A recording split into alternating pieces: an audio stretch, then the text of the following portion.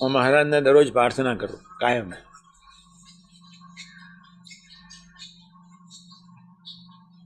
પ્રતિકૂળતા અને સાનુકૂળતા દરરોજ સાથે આપજો. આ સાધક તરીકે હું 1957થી પ્રાર્થના કરું.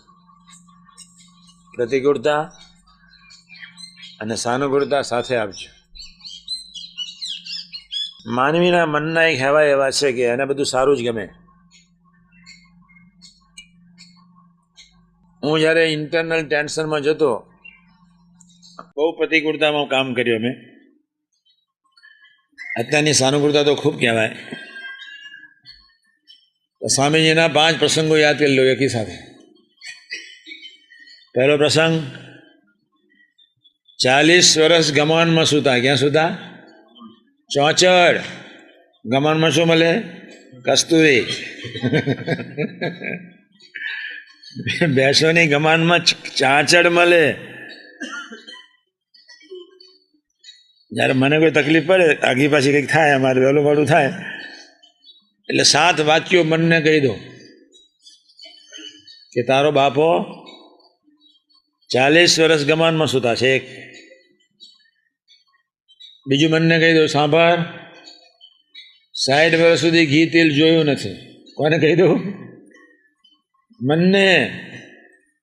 ત્રીજું, સાંભળ હે મન, 60 વર્ષ સુધી ઠંડે પાણીએ બહાર મૂકેલા પાણીથી નયા છે. યોગી મહારાજ ડોલમાં પાણી રાખે, માટલામાં પાણી રાખે, આખી નાઈટ, હજી સવારના પરમાં એ માટલાથી. ચોથું સાંભળો,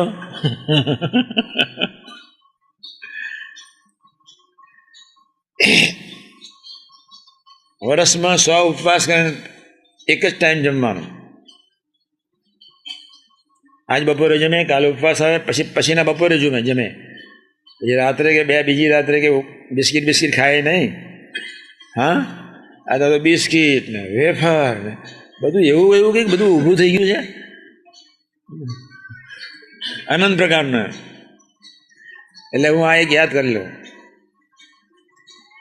5મું યાદ કરું, નાસ્તિક માણસ હતો થોડો, એટલે સંતો તરફ કંટાળો હતો. દેવનદાસની ખડકી આનંદ વડતાલ બહુ જતો, એટલે આમ થોડો કંટાળો આવેલો હતો.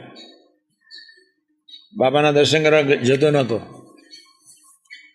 ઊભો રહ્યો હતો. પછી એને મને આમ કાનામાંથી હું જોતો હતો, દાદરાના, અહીંયા આવો.